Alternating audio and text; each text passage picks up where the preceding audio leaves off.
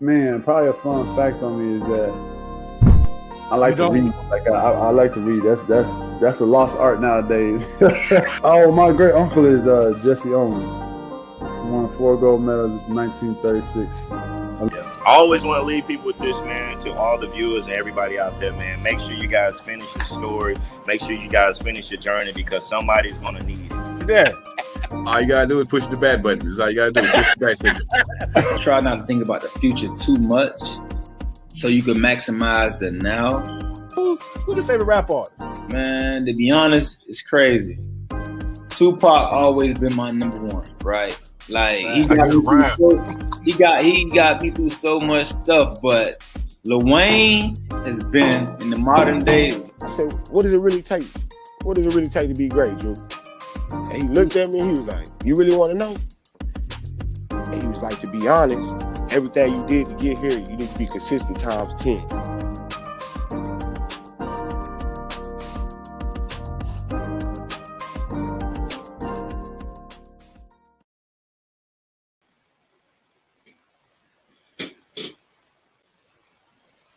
It's a dude don't go leave, bro. Don't say the leave.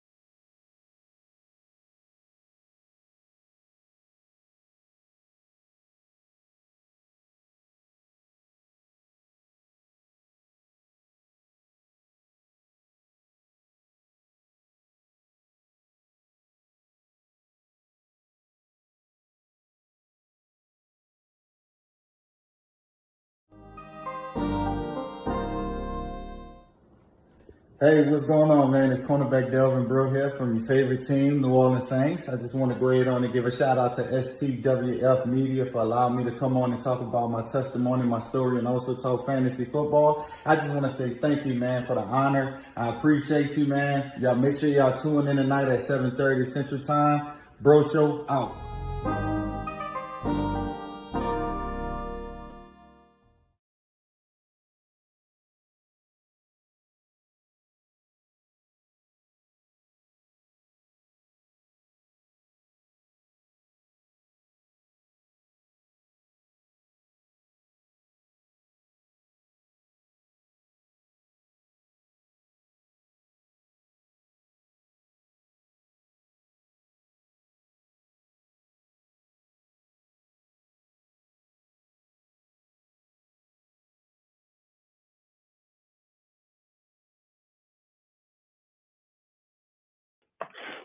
Hey, this your dude, Uncle Leroy. Don't say the Leroy without the Junior. Look, and we back on this Friday. Man, do we got a fire interview. But this is, before we get things started, we got an interview with our guy, wrestler Minotaur. Before I get things started, definitely got to get my partner in the show, Coach Lee. What up, partner? Got an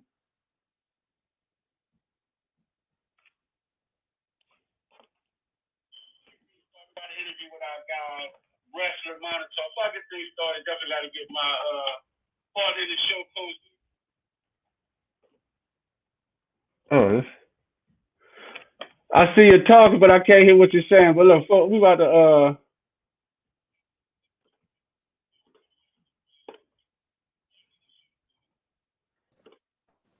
hey, how's it going, Monitor? What's up, babe? Minotaur. Look, I stand corrected, man. Appreciate you. Look, you see, It's easily mistaken. It's easily mistaken. What's going on, fellas? Man, it's good. It's good. Trying to get things started, man. I see you with the background, the NOLA background. So where you calling in from? Where you hanging out with us at? New Orleans, a little bit south of New Orleans.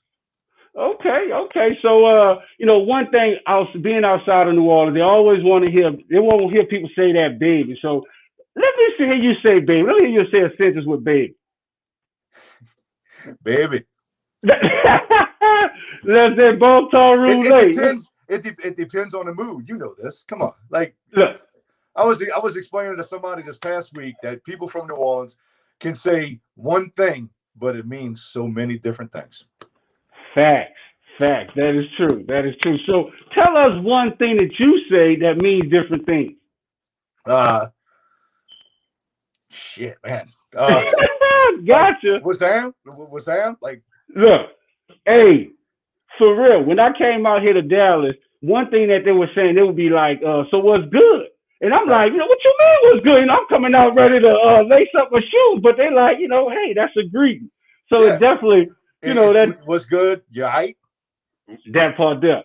Part there. I mean, it can mean 10 million. It depends on what kind of mood you're in and what the vibe is. That is true. Talking about what kind of move, you being in the New Orleans area, one thing that's synonymous with New Orleans is good food. So what is a dish? What is your favorite Minotaur? What is your favorite dish from New Orleans? Man, you going on a whole nother subject now because, man, I'm always cooking. I love cooking my own food. Yes. If you know me, Saturdays and Sundays are my days. I stay at home, drink my beer, and I cook. I cook the best wings you have ever tasted, and I bake them. What? Okay. Hey, we definitely gonna have to share some, some chef secrets. But I got some good. I cook some really good hamburgers. My hamburger patties come out very good. My wings are to die for. I can tell you right now, everybody raves about my wings. Nice. Okay, look, you definitely representing that New Orleans swag. So we got some people. We're gonna give a shout out before we get this interview going. We got a shout out Rocky Bill. He's hanging out with us from North Carolina. Okay, appreciate that's the Mustang Mafia North Carolina branch people right there, man. Okay, look, they showing up and showing out for you. You know what I'm saying? Yes, so look, we definitely got to give a huge shout out because how I met the Mustang Mafia is recently doing a give back that we did, and man, met some great people right there. But we got John Paul Lewis. He's hanging out with us. He's saying here to support our Gulf Coast perennial fan fave Minotaur. Okay. AP, what's up, baby? Look, they're representing up in here. So we got says Maria Cruz. She's hanging out with us. Appreciate it. We got LeBlanc. Man, if that's not a New Orleans name right there. Yeah, here to show support from the same person, but man, he's from hanging out on our YouTube channel and our Facebook channel. Gotcha. So y'all can definitely just hang out with us. But man, definitely gonna give a quick shout out to the Mustang Mafia hanging out with us. Yes.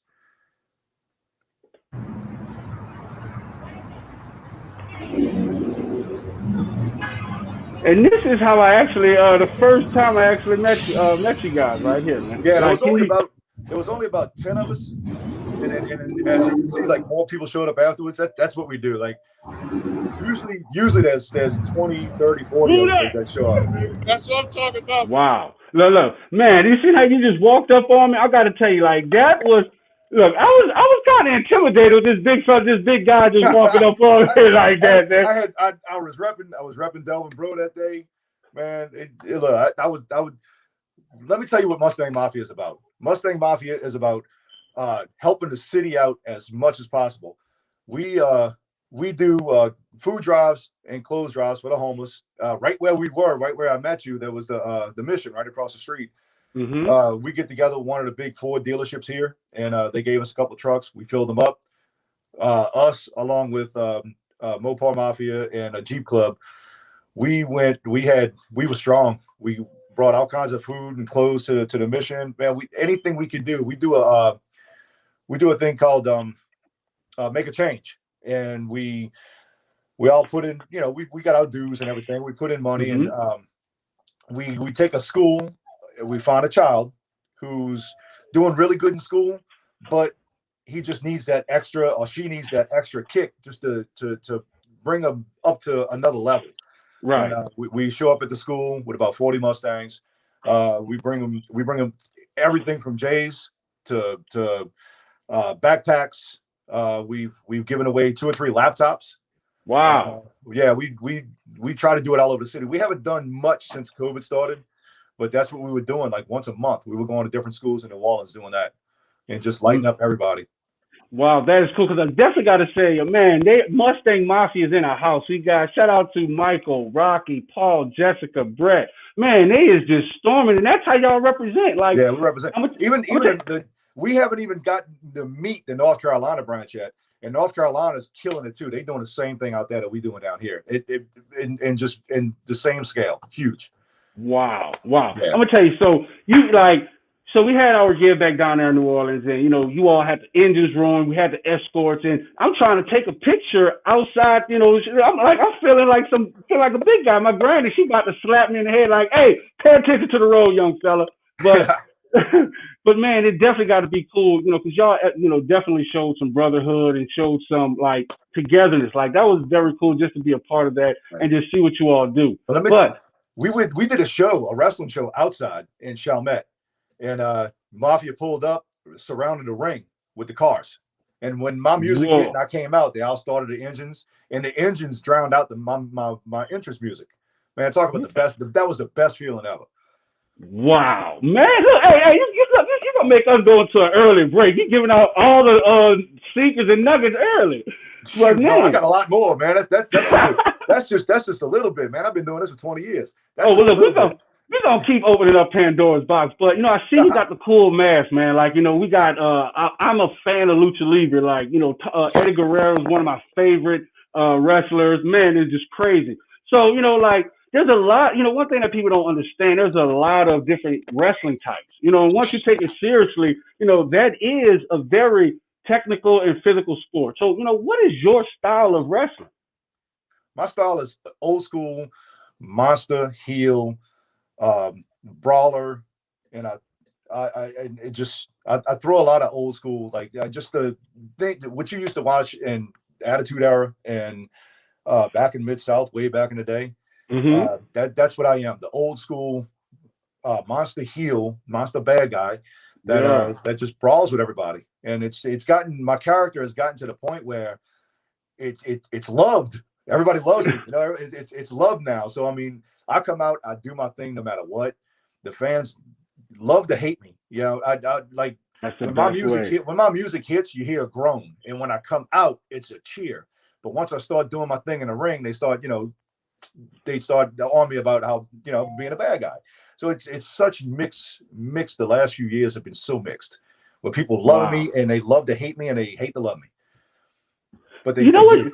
You sound like Uncle Leroy. I'm telling you, like I piss everyone off, man. I'm telling you, like it is, and it's unintentional, Man, I've had police escorts out of buildings before in Mississippi.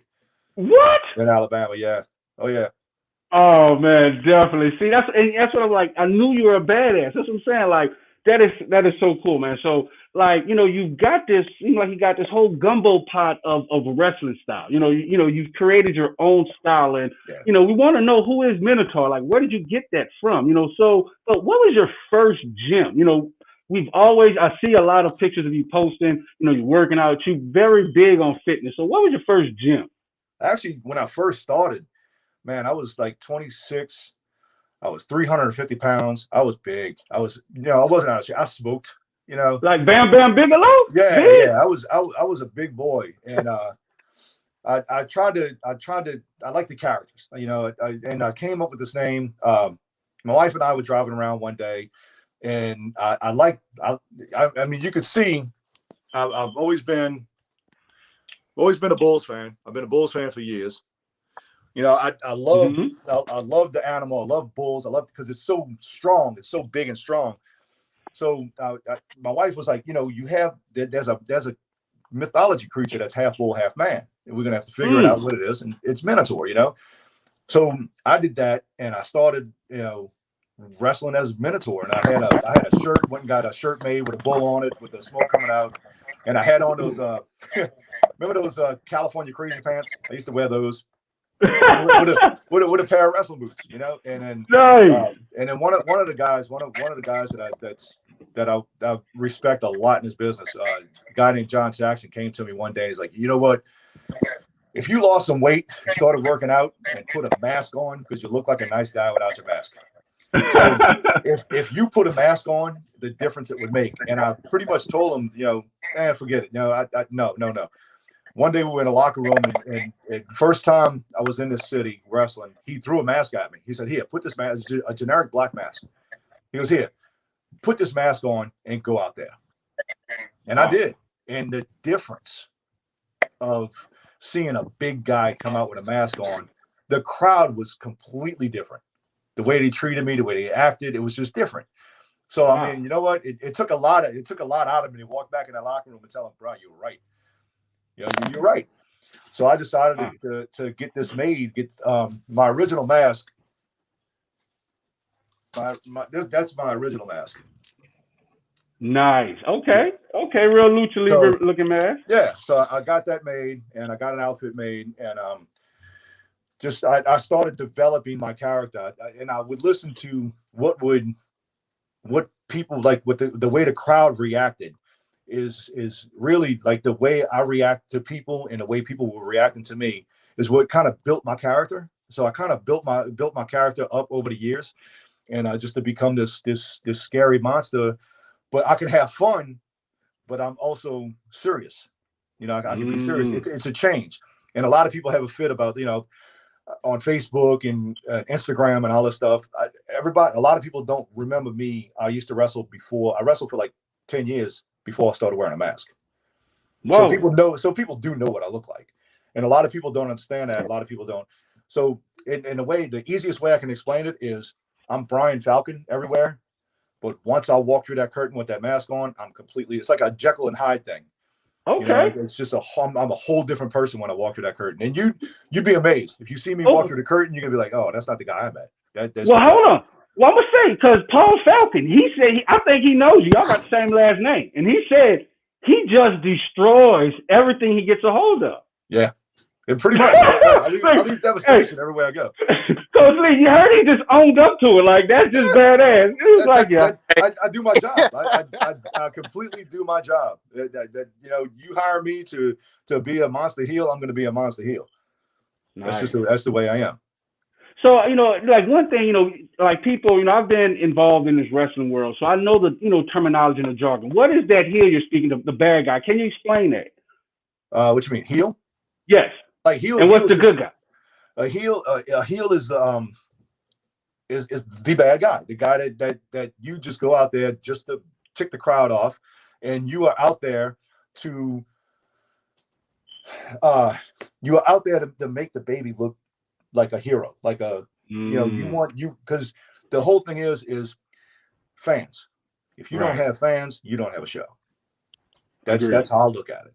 And if you know, you have to tell the story of evil, you know, good versus evil. Mm-hmm. And Batman and evil does everything in its power to beat good. And at the end, good 90%, okay, 80% of the time, because if I'm involved, it doesn't happen. 90%, 80% of the time, good wins. You know, except for, like I said, when I'm involved. But I love it. Right. Yeah, so I hear that you work for Wings. Babyface is a good guy. So Babyface is the good guy, and Heel is the bad guy. And so right here we got Paul Falcon. I'm telling you, this guy knows. So he said you work for Chicken Wings. So you kick ass for Chicken Wings? In the business, we call it a hot dog and a handshake. Nice. All right, man. We definitely gonna get this thing going, man. That is cool. So hey, that's gotta be my cousin. He's a trip. Oh, I hear, man. I appreciate everyone for hanging out. So for, you know, those listening, you know, that's gonna be listening on our podcast, we definitely got indie wrestler Minotaur hanging out with us, who's gonna tell us more about his world, man. Like it is crazy. It's pretty cool getting into this world, man. Like, so who's your, you know, how are you currently training? You know, you told us your first gym. Where are you training at now? Like, how are you getting back into shape? Because you've gotten the actual fitness goal, right? Like, you just hit a real big fitness goal. Yeah. I mean, I'm trying to see how far I can go. You know, how far I can push myself. Like I said, when I started, I was 350. I actually didn't go to a wrestling school like a lot of people do. Are fortunate enough to go to. Mm-hmm. I was just kind of thrown to the wolves, and I had to learn as I went. And my first 5 or 6 years was horrible, but I learned as I went. But anyway, I dropped the weight. I got the gimmick, and I started working it. And I would fight. I fought my weight, and I still do. I fight my weight up and down all the time. I would go from 290 to 270, to 290 to 270 for years. Mm-hmm. And when COVID hit, actually a couple of years ago, I ruptured my Achilles. Ouch. I blew it. It exploded. And I wanted to give up. I was like, I'm done. You know, I'll never be able to move the way I've moved before. I'll never be able to do it. And believe it or not, I reached out to Junior Gillette, and he ruptured both of his Achilles. And he kind of kept my head up. He really did. To be honest with you, he kept my head up. He told me, gave me some exercises to do, how to train it, how to strengthen it back up, and you know, because the doctor told me I'd never have a calf muscle again.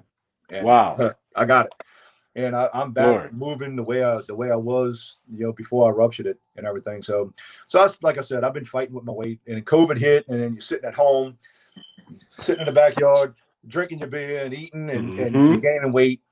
And I was making wings and burgers. I went back up to like 296, and I was like, all right, I got to do something. And my friend Elevate Pro, who I wrestled for in Chalmette, Elevate Pro, they kind of reached out to me and kind of slapped me in the face and was like, hey, you need to come back. We got some things we want to do. We got some plans. Let's do it. So I was like, okay, fire's lit under me. Time to get in the gym. Nice. So I lost my job, my personal job of 28 years, and I kind of went into about a year ago. I kind of went into a dark phase because I lost my job. Almost lost my mom to COVID. Wow. Just yeah, she was 53 days in the hospital, and went on the ventilator and everything. Fought back and came out and won. And I kind of got a swift kick in the butt a few months back in October. My daughter got married, so I wanted to get in shape for that a little bit. And hey, I got a daughter and she got a boyfriend. I'm trying to look. I'm doing push-ups so I can be big enough to intimidate it. Hey, I'll come in cheap if you want me to. Hey, look, that's what I'm talking about. Look, I'll tag in. My boss at my last job always told me, he's like, man, you know, I don't like the way you intimidate people. You know, you're kind of a bully. And so I just stood there and stared at him until he apologized to me. Nice. but he, you know, it's just I had to get in shape, man, and I did it for my own good. I went back up to 296. I was at 255 last week, and I went to Miami to train for my job, and all that Cuban food, bro, it's good. And went back. I gained a little bit of weight, but I'm getting it back down. I'm at 257 right now, and I'm doing really good. Building muscle. That's linebacker weight. So we got Brett from Brett LeCompte. He's saying we still miss you, Minotaur and Homer. Man, you getting all the love. That's my Homer fans, man. I love my Homer fans. I love Homer. I love wrestling. I've always loved wrestling in Homer. I've had some of my best matches in Homer. Had a great time. I love Homer. Wow. Okay. So since we're on there, you know, we're going to switch. So what was your best fan moment? You said that you love wrestling in Homer because I've heard there's big wrestling in Texas, Tennessee, Mississippi, but I've never heard the Homer. So what was your best fan moment? As far as what, like just dealing with the fans altogether? Mm-hmm. Oh, I did so much stuff in Homer that I disappeared for a while because of my Achilles, and kind of fell off the face of the earth of the Homer fans and everything.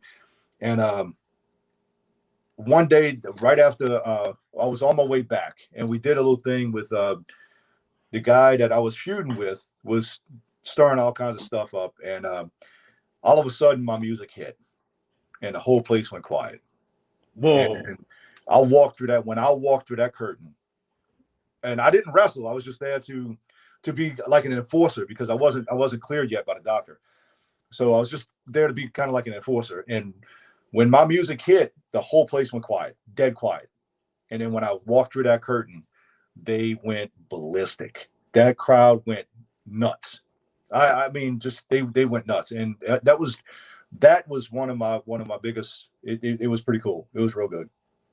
Nice. But I have fans. I have kids that look up to me like crazy. I've got one little kid that loves me to death. His name's Javante. When his mom got coasters made of our picture, so I got coasters. Nice. He had a little outfit. He had a little outfit made like mine, man. I have so many fans that's been watching me and following me for years. And we got one of your fans right here. Yeah, that's actually, you hear it, huh? That's my biggest fan. Yes. And that's actually my daughter. She is my sidekick. Both of my daughters have been so awesome, and my wife has been awesome through my whole career. And my daughter has my youngest daughter. She's 21. She's 21 now. She just got married to her husband Montel, and they follow me. She follows me everywhere. Everywhere I go, she comes and watches. She comes to the shows. Wow. And even from her being a small kid to even an adult, she comes and she is my biggest supporter. She is my biggest backbone. All my girls are my biggest backbone. Period. Man, that's what they say. In order for when you find someone great, they have a great support system. It seems like you have one behind you.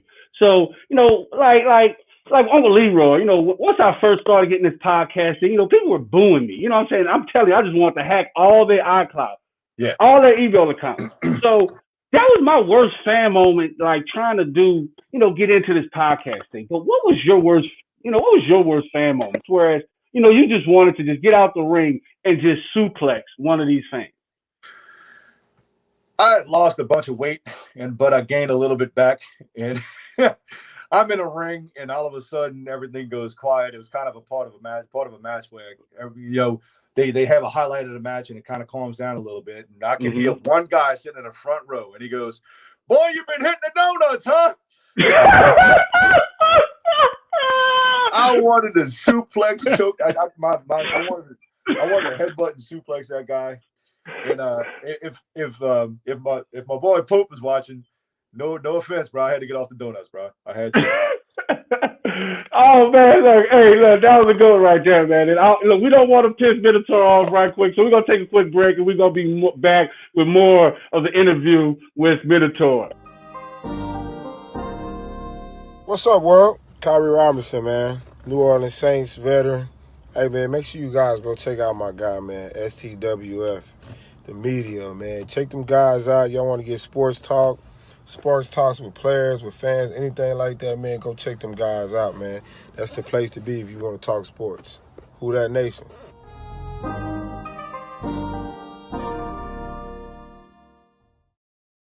Damn, and we back with more. Okay, yeah, you like that little groove with the interview of our wrestling Minotaur, man. So I'm just ready to get back into it. So, you told us a little bit about yourself. You told us about your style. Who was your favorite wrestler? Wait, I'm going to ask Coach Lee. Let's look at Coach Lee. Coach Lee, who's your favorite wrestler? Because he's in his wrestling thing, too. My favorite wrestler would probably have to be any one of the Von Erichs. That would be your favorite wrestler. WCCW, man. Yes. Well, you're as old as I am, huh? Look, hey, that's how you wait for me. Like, oh, yes, sir. So, who's your favorite wrestler, Minotaur? Growing up, believe it or not, but growing up, I liked all the bad guys, all the big bad guys. Growing up, One Man Gang. Okay. He was one of my favorites, and to be able to step in a ring with him, against him, in my career was phenomenal. Was awesome. It was like I went back to my childhood. Big John Studd, used to like him, and of course Vader, Big Van Vader. Nice. I kind of label my character around those three guys. Just brutal and strong and just running through you. Man, look, I'm scared over here, man. I'm glad my camera's off, man. I'm trembling. Like, I'm thinking like just run straight through, just brutal. Just like, you need a hug? You want a hug? Well, man, so, like, that was one of the things. So how did you become this bad guy, this badass guy? Like, you know what I'm saying? Like, you can tell, you got the badass guy persona, but you're cool. Like, how did you get this? How did you become this character? It's all about the way you carry yourself and the way you act in a ring. And you got, like I said, you got to listen to the crowd and what they like and what they don't like, and you just feed off of it. Your character feeds off of that, and that's just and it's like when I'm booked and the only thing I see when I go to the ring is, all right, I must kill you. Right. I have to make you look like you can. I have to, I have to beat you to a pulp. That's the mentality. That's what you got to think about. Nice. Wow. Paid to do a job, and I do it well. Like I said, we can tell. We can tell. So what was your biggest match that you've had? You told us one of your biggest moments, your biggest fan moment. But what was like your biggest match, your biggest moment in the ring? Like, tell us about that. Man, I've had so many. I've had so many matches. I've forgotten more than I've probably had. One that really stands out to me, especially today, because I've been in a ring with many guys that normal people would never be able to be in a ring with. Hacksaw Jim Duggan, one man game. Yeah. Wait, you can't run past. Hey, I got my camera on. Hacksaw Jim Duggan was my dude, man. I used to walk around with the mop stick. You know what I'm saying? That's like, man, let's go. And I've gotten I got Paul Bearer. He won his Percy Pringle III. He managed me one night in Mobile. He managed me against Road Dogg Jesse James. Nice. I think it was Scott Armstrong was the guest referee, and Bullet Bob was like the CEO of the company. So I think that was pretty big for me. It was pretty cool just to be the talent that was just out there. I'm like the little guy on a totem pole, but the talent that I was able to get in the ring with, that I've throughout the years that I've been able to get in the ring with. And another one is when I was able to work as an extra for WWE a few times. That was cool. That was, you actually got to see what goes on and get some insight and get some people to look at you and show you and tell you what you need to do and to improve yourself. And unfortunately, by the time I got to WWE, I was like 36 years old, and they were looking at younger, jacked up, really ripped guys. They wasn't looking for the big guys like me at the time. And I mean, they when I got in the ring and did some things, they seemed like they liked what I did, but it's just like they were, we looking for big jacked up guys, like the ripped guys, Hey, go put on 30 pounds of muscle and I'll see you in 6 months, Right. And I'm like, I'm 36 years old. I had, kids at home, had a job and this, that, and the other. It was one of those things where I took it like, okay, I'll cross that bridge when I get to it. And but I enjoyed the opportunity and loved every bit of it. So, one thing that stood out to me just in that quick clip that we showed about, with you wrestling and other ones that I've watched, like your technique. You said you've never been to a wrestling school, and that's, and most of the wrestlers we've interviewed all have been to some type of wrestling school, especially out here in Texas. So how did you develop your technique? To be honest with you, I think it just came. I think it just came with time because I remember I trained for like 2 weeks in a kickboxing ring in Gretna, Louisiana, and I learned how to bump and I learned how to lock up. And then the guy that brought me into the business, Tommy Martinelli, he told me, he said, "Hey, we're going to go to a show in Pensacola. Let's go take a ride." I said, "Okay, cool." So we went and took a ride, and when he walked in the door, and as soon as he walked in the door, he got booked to work on the show. He wanted him to work the show. And then another guy was like, "Hey, can he work?" And I was like, "No, I don't have gear. I just know how to lock up and bump." "Well, that's all we need you to do." So I was like, just like that. I was in shorts, t-shirt, tennis shoes, and I'm afraid, I hate to admit this I went out as Big John from the Redwoods of Alabama, and I came out to and I was 350. You gotta get the footage of that. Big redheaded guy walking out the curtain, and I'm telling you, the match lasted for 5 minutes. The guy threw powder in my eyes, rolled me up 1, 2, 3. The ref turned around and saw the powder in my eyes and disqualified him, and I won my match.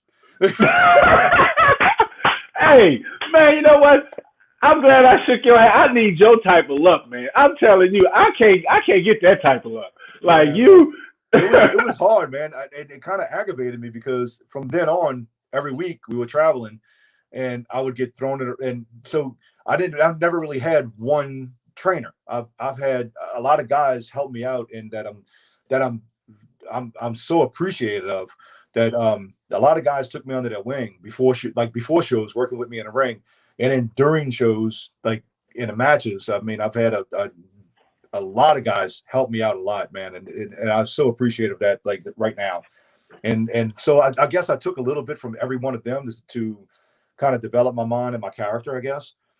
So I guess that's how. I mean, from what I understand, I flow really well in the ring. So, but I think I pulled a little bit from each one of the people who helped me out.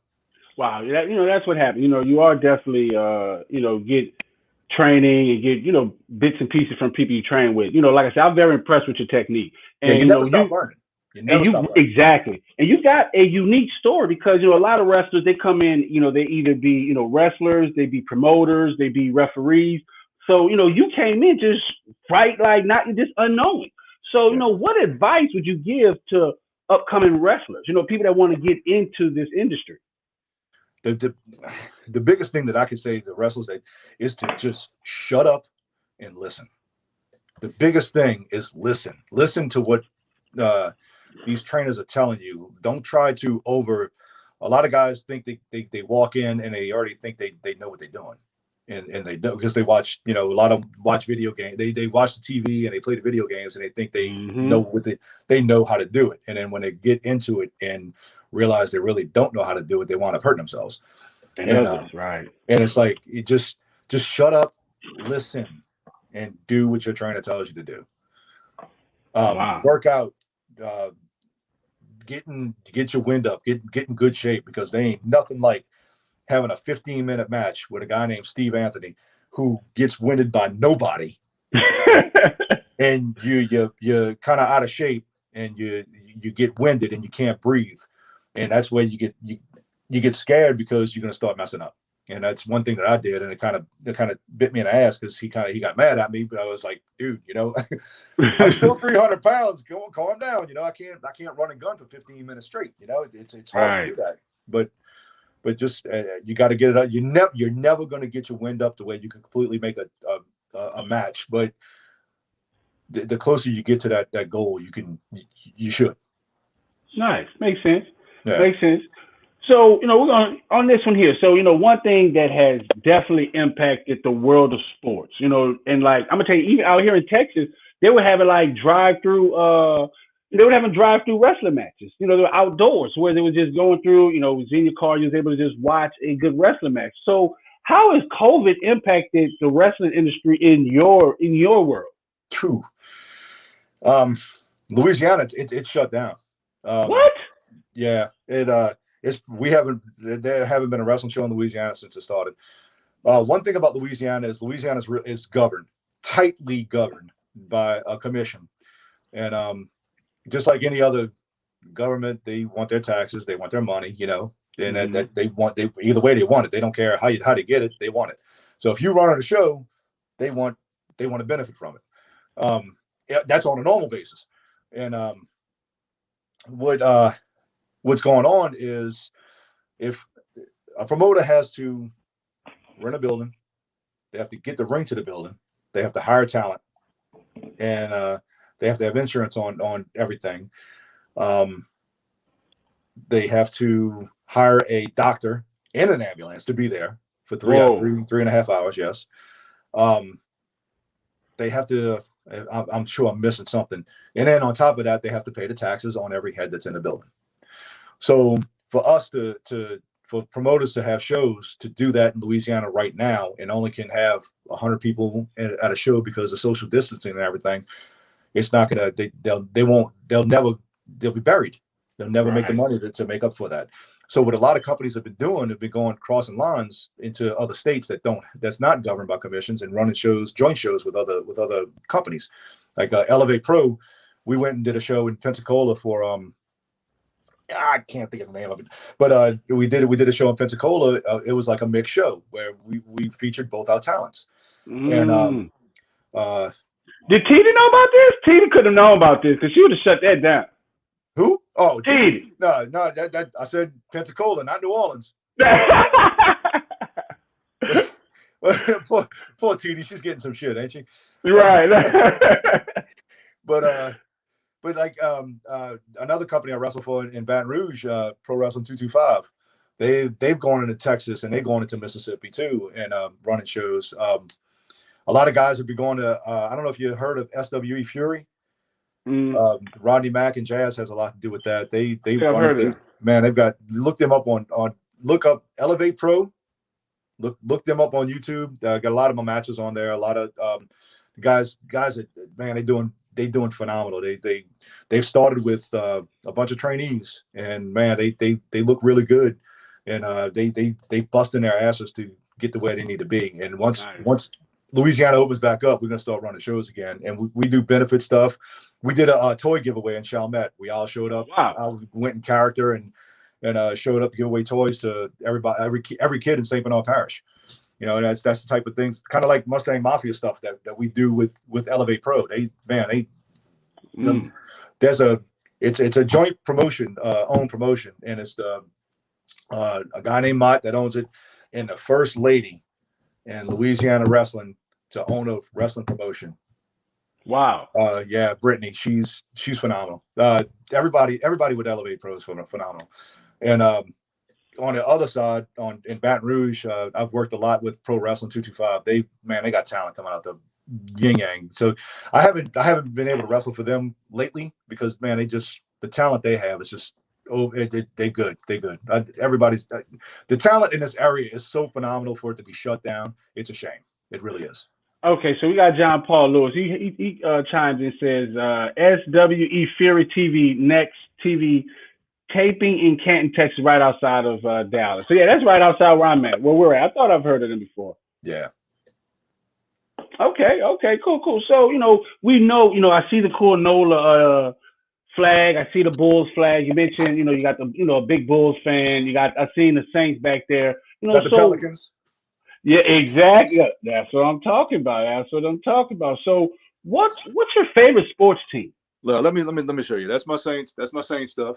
Look at the ring. Okay. Nah. Show that for those Dallas Cowboy fans. The Cowboy fans. Y'all ain't seen the ring in what? 20 years? 30 years? Anyway, got my LSU logo. Got nice championship rings. Got my voodoo. Whoop whoop. Got my voodoo. Got my Bulls. Got my Pelicans. This is like a whole sports man cave. Yeah, I just built this. COVID, man. Got one of my action figures. Nice, that's badass right there. Got my original action figure. You see that? Can you see that? Yeah. Nice. Yes, sir. So I got me a little man cave that I built during COVID. Yeah, because I was bored. But I built it up, man. My favorite sports team would have to be a toss up between the Saints and LSU. Growing up, that's what it was. Nice. And I know a guy. One of the guys I put on the Facebook page the other day that the Bulls and the Pelicans were playing each other the other night. My two favorite teams. It's like, man, how can you have two favorite teams? Well, New Orleans didn't have an NBA basketball team when I was younger, and I became a big Bulls fan watching the Bulls get ass kicked every year by the Pistons. Man, I became a Bulls fan.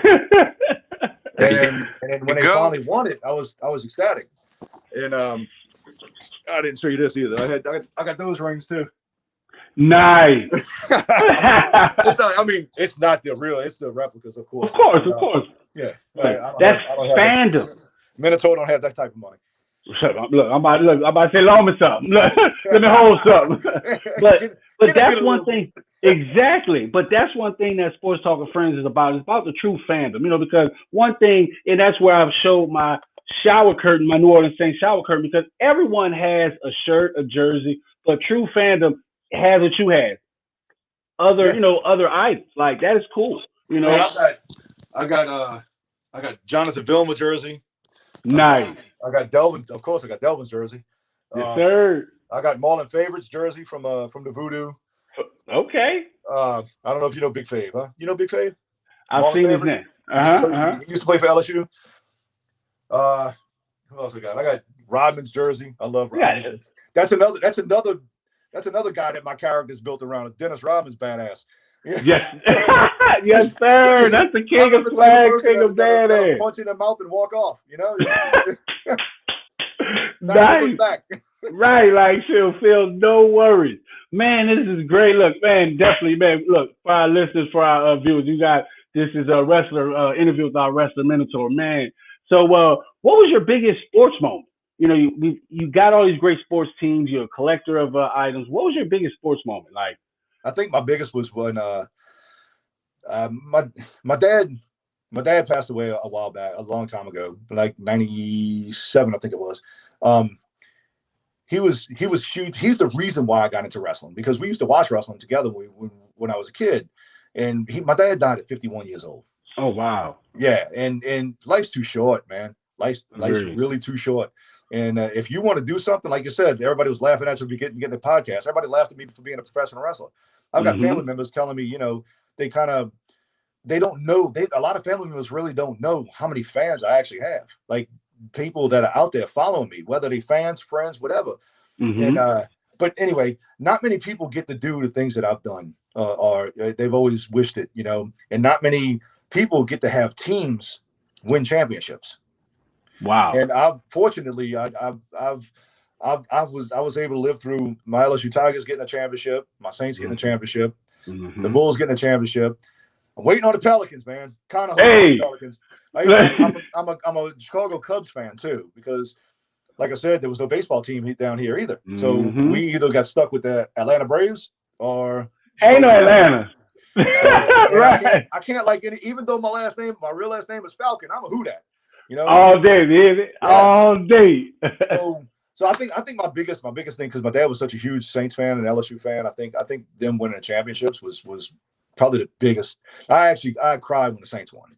I really did.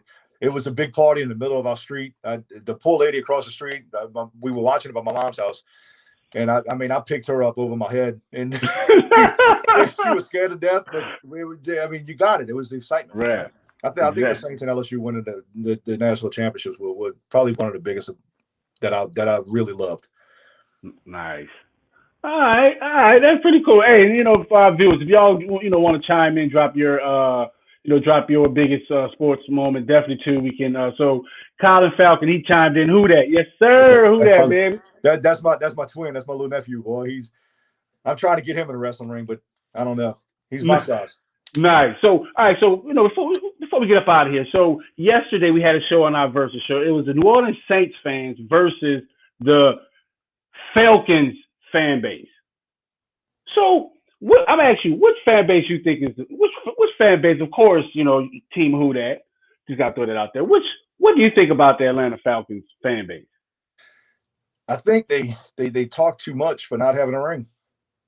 They do. Thank you. I look. I was in Atlanta's airport last week, and I put on Facebook, finally a real Falcon is in Atlanta. Nice. I go tailgating for the Saints fans, for the Saints games, and my boy Boom, who Ultimate Tailgaters, if you want to look them up, they have a huge party every time, and like he says, it don't mean a thing if you ain't got a ring. Got a ring. Yes, sir. Hey, that's what Flex on. That big boy Flex. That's the same thing I said, because Coach Lee was trying, that's our rivals. No, they're not our rivals. They don't have a ring. You know what I'm saying? They got to have a championship pedigree. And talking about that, Coach Lee got to chime in, man. He's a big, huge Dallas Cowboy fan. He got rings, but they might be old and tarnished. Yeah. But what he got the ring? What you got for? You got any questions before we get up out of here? Hey, first of all, rings don't expire, and I'll take my 5 and 60 years versus y'all any day. Anyhow, what have you done for me lately? That's all I hey, it's all good. Trophy case full. But anyhow, so quick question for you. So you said that you big Rodman fan. Have you had the chance to meet him? I came this close, man. Wow. There was a what they call it, Comic-Con in Pensacola, and they were running a wrestling show in Pensacola, and they asked me to come in to wrestle on it. Well, I found out that Rodman was supposed to be there, so I was going ballistic. I wanted Rodman to walk me to the ring, and I had it all set up and everything. And from what I understand, he agreed to it, that he would go to the ring. And that was the weekend that he got arrested for something. Goddamn. And he couldn't make it. Boy, that's exactly what I said. Goddamn. I was like, man, man. you know, it was like, it was bad. I was so upset. The poor guy that wrestled, I took it out on him. Rightfully so. but I was so excited. It's like, boy, if Dennis Rodman walks me to the ring, that would be freaking phenomenal. That would be great. That would be awesome. Right. So I came this close to meeting him, and he got arrested. It was some kind of wreck he got into. I don't know, something, and then he wasn't able to make it. Boy, I was upset. Dang. Okay. Last question for you. You know, we talked a little bit about your cooking skills earlier. What's your best wing that you prepare? Man, there's a God, I can't think of the name of it. It's a what's the flavor? Wing. Buffalo? No. I use a rub, like I marinate my wings. And you fancy? Yeah, I marinate them. I use a brown sugar cinnamon sometimes. I use a Brazilian steakhouse. Oh. I use a Chicago steakhouse. And yeah, you're real fancy. That's another one. What's the flavor? I can't think of the name of it to save my life, but I'll send it to you. It's a McCormick brand, but it's just the way I cook it. It come out so tender, and I don't get the cheap, great value little bitty drumettes, and I get the full chicken, the full wing chicken. Okay, hey. Much respect. That's a real wing maker there.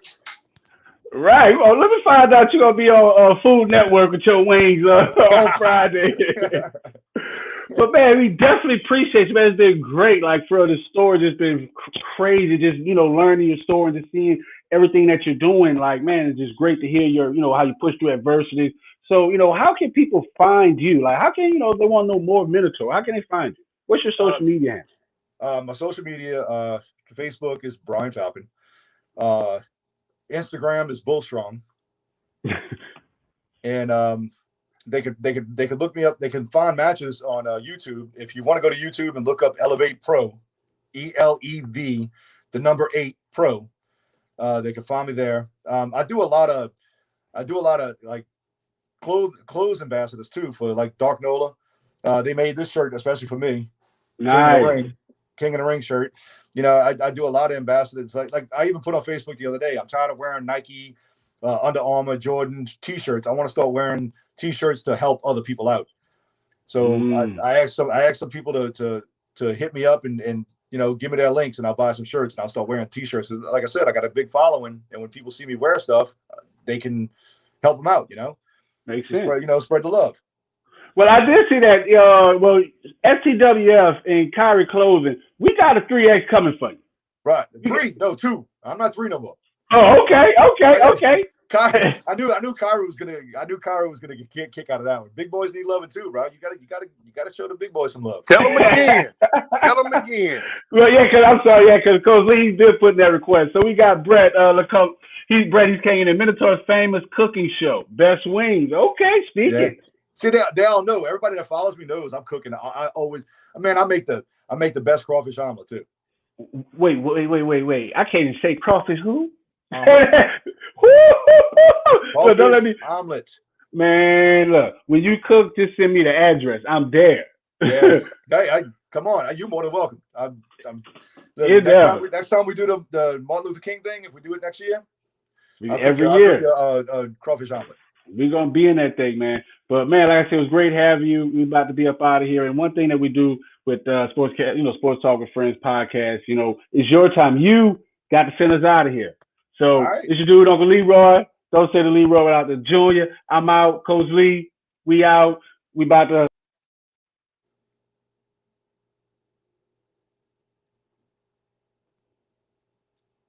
Y'all disappeared on me. But hey, this is my name's Minotaur. Follow me, Elevate Pro, Dark Nola. You could on Instagram, Bull Strong. My biggest thing is I love helping people out. I love doing good. I love doing good for the city, especially New Orleans, and I love doing. I embrace people. I don't care who you like. I don't care if you're a Dallas fan. I really don't. I like you too. I don't care if you're a Falcons fan. I like you too. But this is me. You got a little personal with me. I got a lot more stories that I can definitely come across and tell. But I very much appreciate y'all having me on, man. I've been wanting to meet y'all for a while.